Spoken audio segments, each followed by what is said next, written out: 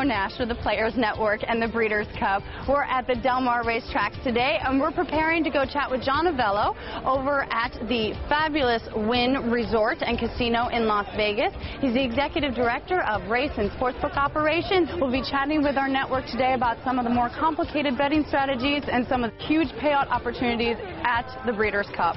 Let's go inside, check out some of the action, and see what some of the experts are saying about the Breeders' Cup.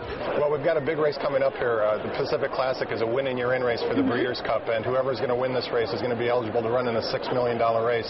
So it's a real big race. What type of bet did you place today, if I may ask? I bet a lot of win and place today.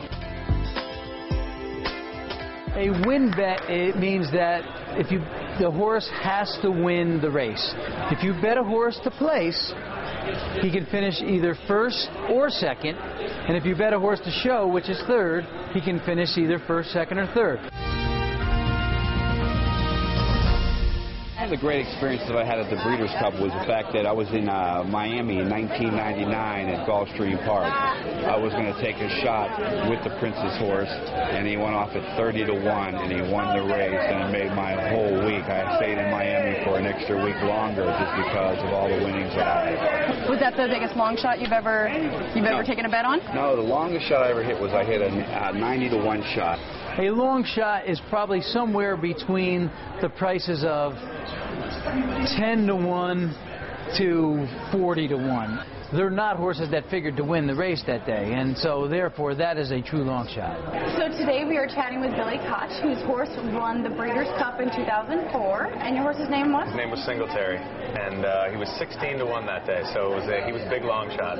Made some people some money, actually, I hope. The funny thing is, so many people bet on him after the race.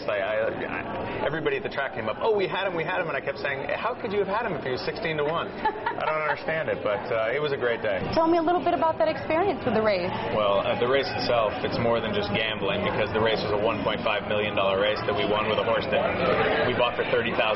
So it's pretty exciting to just win, and having him be 16 to 1, we made some people some money.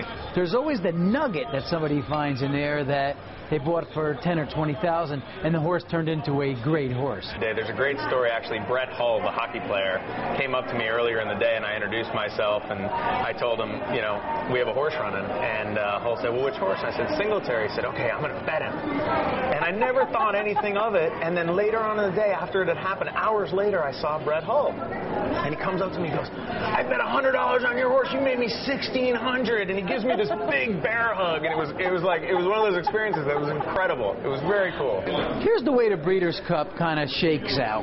Every one of those races on Friday and Saturday are the best horses in that particular category of horses. If you're taking the longest shot in one of those races, it's a pretty good horse. The Breeders' Cup is absolutely the best betting day of the entire year. You've got quality horses coming in from all around the country, all around the world. They're evenly matched, and you can literally walk in there with a couple $100 and probably walk out with $10,000 or $20,000, in 2 or 3 seconds. The great thing about the Breeders' Cup is they're all good. Well, that's the thing. So you're going to have a horse, but you're going to have a horse that normally on a normal day might be 2 to 1 or 3 to 1, but on Breeders' Cup, all of a sudden that horse for the first time in their career is like 9 to 1. So those are the kind of things that you can find on Breeders' Cup Day, is that value, and that's what I would tell people to look for, is value. There's a lot of surprises in horse racing.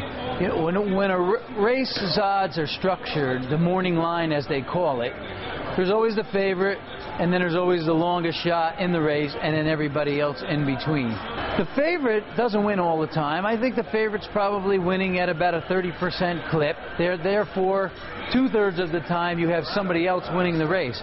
And there's always that surprise where the 20, 30, 50 to 1 horse comes in and steals the race and runs, the perfect storm, so to speak, and there's a big payoff.